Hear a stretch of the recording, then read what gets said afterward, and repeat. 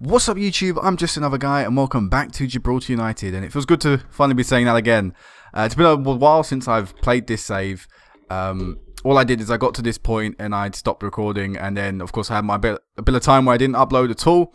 A few of the bits you've already seen, for example the last 4 group games and the Chelsea match were pre-recorded a while ago, and then I uploaded them near the end.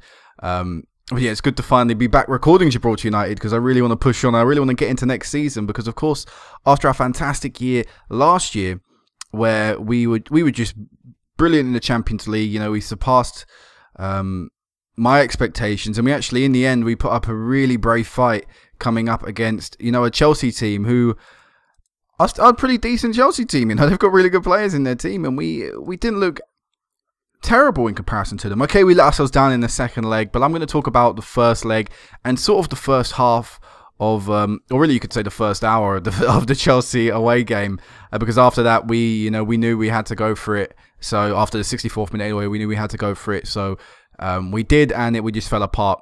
But it also gave me an idea of where I need to be looking to improve the team this year. But that's getting a little bit ahead of ourselves. So I'm going to start this off in a maybe slightly weird place. What I did is I continued a little bit too far forward. So I ended up getting the draw already for the Champions League. And we know we're going to be playing Shamrock Rovers in the Champions League second qualifying phase. So Shamrock Rovers are an Irish team. Most people probably will know of them. If any of you can remember back to, like, was it FM12? No, FIFA 12 or something like that. Gary Twigg was like a big thing back then, and he used to play for Shamrock Rovers, and that's how I remember finding out or realizing who they were. Plus, they were quite a big team a few years back. Like back then, they were a pretty big team. Clearly now as well, I'm not sure in real life if they're considered the top dogs anymore. As you can see, in real life, they've not won it for the past 2 years, but in game-wise, they've been pretty dominant over the past decade. So Shamrock Rovers are clearly the big boys of their division. But I'm confident we can go past them. I'm not saying it's going to be an easy game, like 2 games where we can just brush past them like it was last year in this stage where we played the team from Malta. But it's definitely going to be one of our more easier ties, so hopefully we'll get 2 wins and we'll progress through comfortably. That'll be, of course, the main aim. And we're away from home first, so that'll be, of course, the most important one. We're going to be looking to pick up wins. We are favourites for both of them, so yeah, it'll be interesting to see what we can do. And that'll be the next time I'll meet you back. But anyway, let's talk about how the season just just went by. You know, how did that actually go? So I'm going to start off with the league. Like I say, because I've continued too far forward, we're going to have to go back. But the league itself, we won every single game in the season. We scored 73 goals, which means we just tore the division apart, and we only conceded 10. To me, this was our best year ever.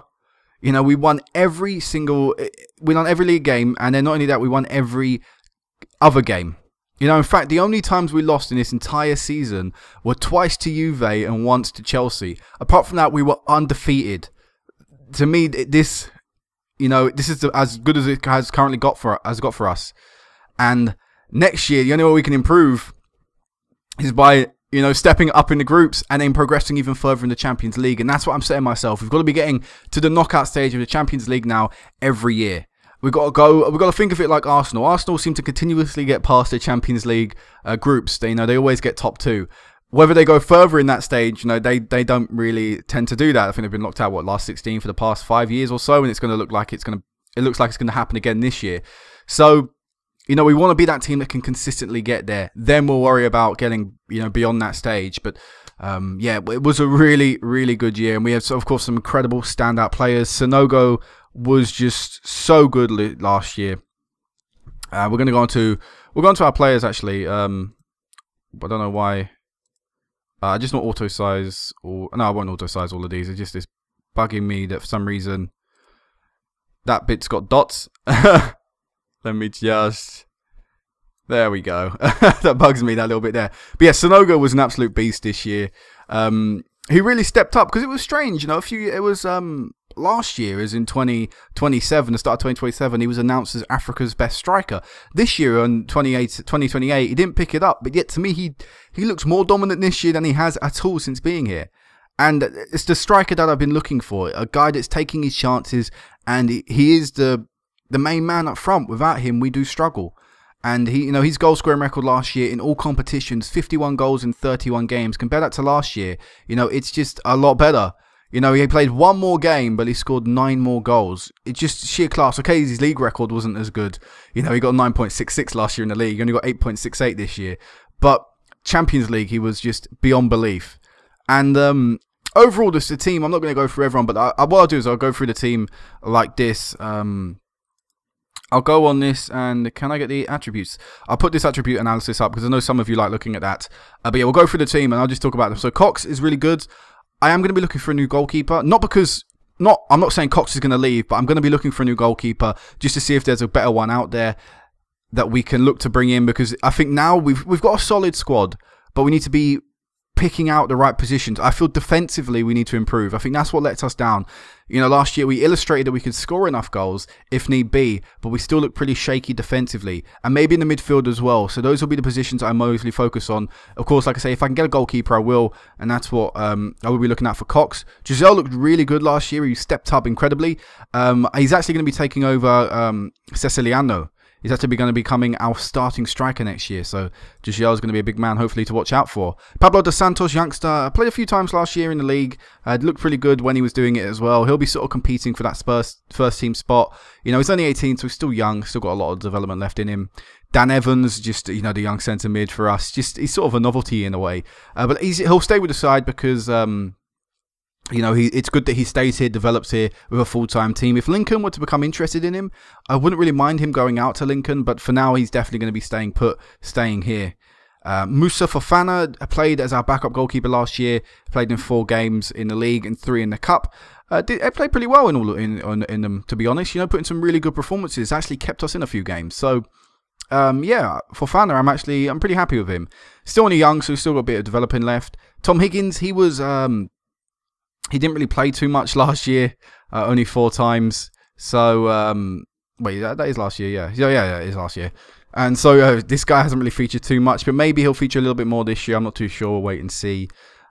Kevin Macias didn't play a lot. He came in on loan here, but in the end, I just didn't really feel the need to use him, and I won't be buying him. You know, we won't be spending money on Macias. I feel we've got some better players that we can push through instead of trying to sign him and then seeing how he can do. Mazzatelli, he was actually really good for us again last year. He's been a pretty solid man since coming here for the past 2 years. I do think his experience is vital in the centre of the pitch, but I also feel he's the player that we sort of need to replace in the centre of the park. I really do like Sadib Bey. I think he is the best player according to reports, according to stats, according to like ability, reputation. You know, all these big clubs are always after Sadib Bey, and I just feel if we could get a solid player alongside Sadib Bey, I'm not saying Mazzatelli isn't a solid striker, isn't a solid centre mid, sorry, but Mazzatelli has got his faults. You know, he's not quick, and I feel that if we're going to have someone covering Sadib Bey, because Sadib Bey will push forward, which means we do need someone sort of covering and being able to, you know, boss the midfield in a way. And I don't think Mazzatelli can do that in his advancing age. So we will be looking out for a new centre mid, but I will be keeping Mazzatelli. He's here for another year. You know, I have no problem using him. It's not like he's a bad player, but again, it's just we're at that stage now. I've just got to nitpick and try and find these class players or these youngsters that will become absolutely world-class players. And I think centre mid Mazzatelli is one of the positions we need.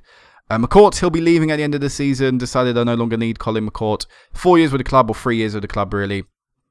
But yeah, I don't think he's good enough anymore. Which which is strange. He's going to be our captain leaving the side. This guy, I can't really pronounce his name, but he played a few times for us.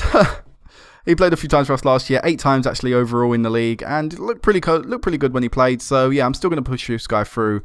Still looks like a decent player. According to abilities and ratings and stuff, he's actually nearly catching up to Mazzatelli, so maybe he could be the replacement for Mazzatelli.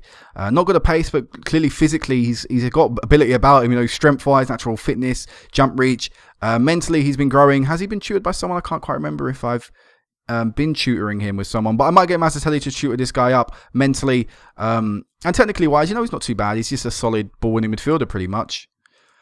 Next guy, Vincent Mati, has done alright, but I still feel he needs some improvement. I just feel sometimes he lets us down, other times he's an absolute boss. He's inconsistent, pretty much, is what I'm trying to say. As you can see here as well, look, his best stats are his aerial, his defending, but apart from that, he doesn't really have much else. He needs to improve a bit physically. Maybe something I need to start focusing on training-wise, because we do play limited defenders, But as you can see, he's got the jumping and stuff, but it's just pace-wise, agility-wise, not really got it. A bit mentally as well, but we've got no one who can really tutor our centre-backs, you know. So maybe I should look to try and sign an experienced centre-back just to sort of act as a third choice and also help develop some of my youngsters. That could be an option I might need to look at. Masoudi is going to be leaving at the end of the season, so we're not really going to spend too much time on him. Didn't really feature too much. Dan Morgan is also going to be leaving at the end of the season. End of an era in a way. He's been with us for so long now. He actually plays for the Gibraltar national team as well. It will be interesting to see where he ends up. I would love for him to stay in Gibraltar and actually move to Lincoln, but maybe he'll return to England, and that wouldn't be a bad thing necessarily. Him going out to England and playing football there would just mean that Gibraltar as a country has someone actually representing them from outside of Gibraltar, which would be like the first time in years since the original players and the original people who used to play for Preston. What was his name? Vyman, I think it was. Was it Vyman? I can't remember the guy's name, but yeah, the guy who used to play for Preston, the forward defender. It'd be like the first time since he has been since he was around that someone would play for England, play in England, and represent Gibraltar. Bekim Musta is a very good player, a player I do like, but again, he might be one of the positions we're looking to replace in the future. He's on a lot of weak, and I think there may be better out there. But I'm still content with Musta, don't get me wrong. Same with Roma Perez, just an absolute beast, Perez. His report has gone down a little bit recently. It's gone back up again. But actually, we're on the wrong we're on the right person. Richie Barker, sorry. But yeah, Roma Perez might be being replaced in the future, but that's maybe in a few years' time. For the next season, he's definitely going to be our starting centre-back. So I still like Roma Perez. I still think he's a solid player. And, of course, that determination is just beautiful to see. Rudot, he might be leaving. I might be trying to sell Rudot. We've only had him for a year, but when we get onto my other right-back, you'll see why I might sell Rudot. So, I mean, I don't know. He's a really good player to have, but he doesn't play enough to satisfy his need. Because in the league, I do like to play my youngsters. Even when my full squad is back, I like to play certain youngsters. And as a result, Rudot doesn't really play too much. And he's getting a bit frustrated. And, you know, it's all that dodgy stuff. Sonogo, I've already spoken about him, beast. Sidibe, I mean, what can I say about this guy? He is just beautiful. He really is beautiful. And again, he was just so good this year. His best year with us so far. Wouldn't be surprised if he got a few awards. Silvio, this is our striker. Didn't really play too much. He played a bit actually. More than I realised. But yeah, he looked alright when he was playing as the target man. He was actually our backup target man behind Sonogo. And yeah, you know what? You know, he did look pretty good. He looked pretty good when he played. So maybe in the future he'll be a decent player. Nathan Taylor, a backup goalkeeper, not going to go into him. Vasconcelos, decent backup centre mid. Again, not really going to go into too much detail here. He's not incredible, but he's all right. Amari, he is going to be staying here. Again, he's just a good backup player to have. Plus, he's Gibraltarian, which helps with the registration and stuff. So yeah, Amari, still here, still chugging along. This guy, Christian Armada. This is the guy replacing Rudot. Now, according to reports, they're about the same ability. In fact, Amari is considered better than Rudot, according to our reports. So, I don't know. I think I do like Amari. Amanda, sorry. I've been saying it wrong. Amanda. I do like him, but I still would like him to be tutored by Rudot. But they had a falling out in the season. They decided they could no longer work with each other. And it was really annoying because Amada could really use a bit of tutoring. And we had someone there. It was just perfect. And then, nope, it didn't work out. But yeah, Amada will be pushing through next year and probably be featuring in all of our Champions League games. We spent a lot of money on him. And it'd be nice to see us get a bit back, you know, very quickly. But of course, he's a long-term project. And Francisco Bakayoko, our new centre-back, of course, who signed in January. This guy looks really good. And according to reports, you know, he is absolutely beast. So, good potential ahead of this guy. And again, he'll be our third-choice centre-back going into next season. Another Ivorian player. And yeah, hopefully, you know, we can improve this guy. Because he's only 20, but he's still got some really good stats on him. This guy, actually a backup player that didn't really feature too much. 4 appearances, 7 overall, including the Cups. Played all right, you know, but I'm not really sure if this guy's got too much of a future, so he might be one we'll sell on for profit. John Brown looks pretty good. 18 years of age, actually played a lot for us this year and actually was pretty much a boss in the centre of the pitch. Despite him being 18, he's not got great stats, but yeah, he played surprisingly well, so looking forward to see how he can develop. Carlos will be staying here for another year at least. The left midfield I still think is a role we need to improve. It's definitely one I want to improve in the summer, probably the first and foremost, even though it not necessarily needed. But yeah, you know, he's all right, and he'll still do, Carlos. He'll still do the job we need. David Carragher on loan from Everton. I may be looking to try and sign this guy. He did just sign a new deal with Everton, but I felt he was really good this year, and he'll be someone we could really use. You know, he was so vital this year, and hopefully we can either, like I say, re-loan Carragher in, re-sign him, as in permanently, and we might have to be looking for a new right mid. I don't know. We'll have to see what happens there. Jesse Clark, our young left back, has been here now for 3 years. Chugging along nicely, you know, he's developing here and there. So, yeah, he's been playing quite a few games in the league. So, Jesse Clark, maybe someone you'll see in the future in the first team. And that is the first team squad. So, I've pretty much run through the squad, and I spent a lot of time on that. But, yeah, I felt it was good that we can go through the squad now. It's, like I say, it was a really good year, and I felt it might be a good time to look at people's development and how people are changing and stuff. So, now I've done that, let's go on to how the club has grown and league has grown and things like that. Because, of course, our good year in Europe is obviously going to reflect positively on everything else. So, as a league, we are now ranked... Where are we? There we go. We are ranked 56th in Europe. We are just ahead of Skybet League 2. We are below the Italian, what is that, 3rd tier? 4th tier? I'm not too sure what Italian level that is. But yeah, we're now a 2-star reputed league, which is great. You know, it's another little milestone that we've managed to achieve. We're not too far off now, becoming a 2.5-star. You know, another good year in Europe like we had this year, and we could jump up around here. You know, that'd be really good to see. So yeah, the league's chugging along nicely.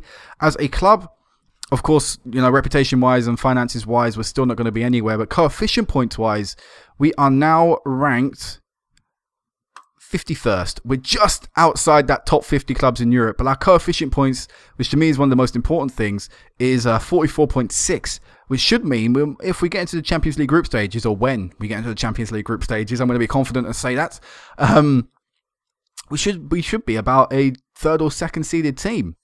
You know, that's going to make things a little easier, which is always nice. Depends, of course, who else qualifies for the Champions League, which is why I say 2nd or 3rd, but we might even be a 4th still. But I doubt that. But like I said, it will depend on other teams qualifying and stuff like that. But yeah, what a great year it was for Europe. And well, it should be fun going into the groups again, because like I say, we should get an easier group, hopefully, giving us more chance of going through, which is always nice. And qualification places, I haven't really looked at this too much, I don't think. I haven't really been paying attention too much for it anyway, because I don't know what positions we've been in the past. But right now we're up into 28th, which is actually only a few places off of getting a team entering the 2nd qualifying round of the Europa League. Now, I don't really care too much about that. And the reason I say that is because Europa League prize money is handed out differently to Champions League prize money. In the Champions League, the round you get knocked out, you get prize money. So first round, you'll get 120k. If you get through to the 2nd qualifying phase, you get, you know, 240k. But if you jump in at the 2nd qualifying phase and get knocked out, you still get 240k. Now, in the Europa League, that doesn't work like that. You get 80k per round appearance. So if you enter the 1st qualifying phase, you get 80k, no matter if you win or lose. And then if you go through to the 2nd qualifying round, you get another 80k. So you get 160k. But if you enter the 2nd qualifying phase and get knocked out, you only get 80k. So to me, it doesn't really make too much of a difference for our teams. They're not going to benefit financially from it yet. You know, the only way they'll start seeing benefits is if the teams themselves start progressing through rounds. I'm not actually sure how the coefficient points, how clubs have been doing from our country in coefficient points wise. Can we actually filter that? We can. Let's actually get just our country up and have a look at the coefficient points for our team, for the clubs in our country. Because I do think Lincoln are the team looking closest to, you know, actually progressing through. We need to get rid of Spain. Spain's clogging up the top right there. Spain's gone. All right, Sweden, Switzerland, Turkey, Ukraine, and then Wales. So yeah, as you can see, we do have teams with actually quite a few coefficient points. You know, Lincoln, Lynx, and Man 62 are all top 400. So it's like I say, it's just important that they can actually get a win here or there. Lincoln will be entering the Europa League again. We'll actually run through who's in the Europa League. So it is, if I can remember, it's Lincoln. Let me go on to schedule to see who they got. They've got Carmarthen. So actually, Lincoln could be going through. Carmarthen's, if you don't know, are actually a Welsh team. They're not looking too great as a Welsh team. So yeah, and Lincoln are actually considered favourites. So we could see our first team, apart from us, progress through a round in Europe. So this could be a breakthrough year next year. Lynx didn't get in it. Man 62 didn't get in it. Britannia got in it. They've got SK Strum Graz, who are a Austrian team. They'll probably lose that game, you know. And Gibraltar Phoenix actually got Hibernians, who are a Malton team. a team from Malta. And actually, Gibraltar Phoenix are favourites. So we could be looking at 2 teams going through to the second qualifying phase, Europa League. I'll have to keep an eye out for that when I next meet you back, because that could be very interesting. You know, that would be really good if, you know, the other clubs could now start contributing. But yeah, it does sound that everything's been growing there. I don't think we're too far off now. Like I say, other clubs actually benefiting us. As you can see, we've got some major things in the works. We've got a new training facility being built. But most importantly, in my eyes, we're building a new stadium. We are building a new stadium. I can't even remember asking for a new stadium. Wait, did I ask for a new stadium or did the board give me that? Leo FC cancelled link between us. That's a shame. Well, it's a shame for them. They were picking up money. Did the board just... I can't even remember asking. Sorry, like I said, it's been a while since I played this save. So it seems quite bad that I can't remember asking for a new stadium. But I just can't. Here's something we can look at, actually. Look at the sponsorship money we bring in. 350k. The average is 85k. We pick up so much money. As a club, we're actually 2-star in our reputation. I didn't realise that. We're 2-star reputed team. That's good. More players should be opened up for us now. We've also got a few other 1.5-star reputed teams. So, you know, we're getting recognition. Our clubs are getting recognised now as better teams, better footballing sides. And hopefully that'll open up new doors for them, new avenues for them, for players. But yeah, I can't remember asking for a stadium. Yeah, I can't even remember that. But yeah, we're getting a new stadium built either way. Because I know I've really wanted a new stadium. It just would benefit us having a new stadium. And now we seem to be getting to the Champions League consistently. You know, we seem to be getting to that stage. We should be all right. That's not going to affect me this transfer window. It's not going to affect me spending or anything. You know, I've been given about a 10k transfer budget, a 10 million, sorry, transfer budget, and a 104k wage budget. So, you know, everything's going to be all right there. We've got 1 transfer coming in. I don't think there's any transfers gone out yet. Ceciliano did actually leave. Actually, let's talk about Ceciliano. But yeah, Rabic left. He was released on a free. I didn't speak about that. He's now gone to Al Ain, who are a team from Qatar. No, United Arab Emirates, I guess that one. But yeah, Ceciliano, we actually sold Ceciliano. Basically, I decided that I didn't need him anymore. I decided that, look, I didn't want Ceciliano. I actually felt he let me down a little bit this year. And I felt João actually played well enough to establish himself in the first team spot. So we sold Ceciliano to Al Jaish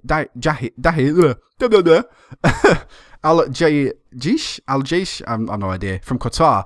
Yeah, we sold him to them for £1 million. So that's a lot of money. 1 million just from Ceciliano. You know, I'm laughing right now. You know, I felt like we ripped them off. But yeah, 1 million from Ceciliano. Again, apologies, I can't remember too much about the details.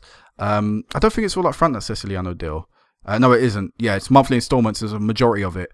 But I'm still fine with that. You know, we're still getting in money, and that helps, you know, pay off for installments that we're also paying for other players, you know, which is all good. It all works out in the end. But yeah, I think the biggest news for us is the fact that we're building a new stadium. You know, it's expected to be finished in 2031. So it's about 3 years away either way, and it's still in the planning process, which means nothing has yet been cemented in. You know, no size has been announced, no cost has been announced. So nothing's yet to be deducted from our balance. But hopefully in a year or year's time or whatever, maybe this time next year, we'll have a stadium established and already being built, or in the process of being built, and that would be great for us. And also, again, it shows progression in the save. So I think this is going to be it for now. I don't think there's anything else I really need to go over. In terms of the national team, which I don't think I really look at. I've not looked at in a while since, you know, I've no longer been manager there. But they've still got Bulla, who is still there. Of course, in real life, he actually got sacked after an internal investigation or something like that. I didn't really read up too much on it. But yeah, they've yet to win.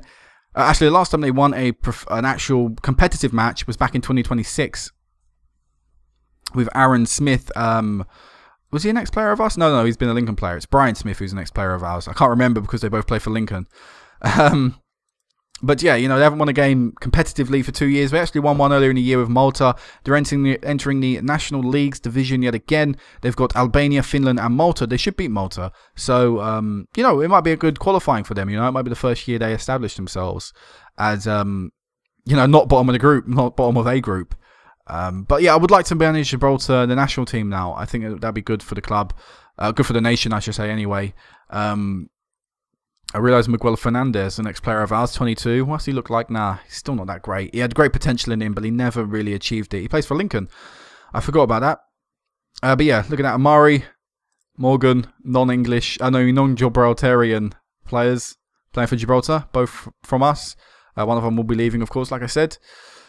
It's strange, I can go through, like, Mike Rawlins was an ex-player of ours. Howes is an actual player of ours, but only features every now and again. You know, he's only like a third or fourth choice right mid. You know, he rarely features. He's been on loan, actually, with St. Joseph's last year, but he did play for us the year before that. So, yeah, it's just strange. Aaron Smith wasn't an ex-player. I mentioned that previously.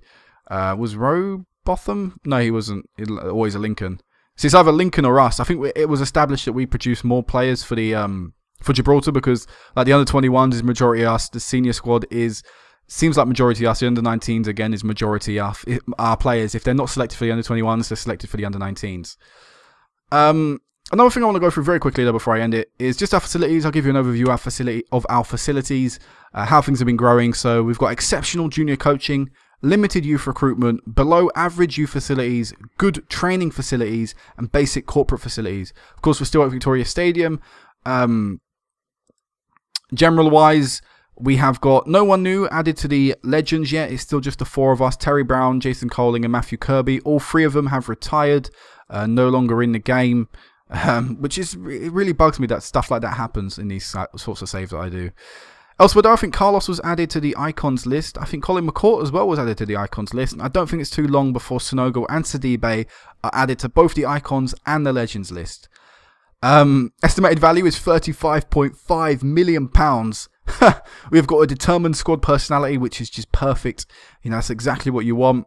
Average ticket price is £15. It'd be nice to did I look at this at the start of the a series? I can't quite remember, but I imagine it was nowhere near £15 the price tickets. Average season tickets £83. I mean, I'd love to do that. And then we have about 500 season ticket holders. Hopefully that can go over 500 this year, because you know that way we're smashing in the attendances. Our attendances themselves are actually pretty good.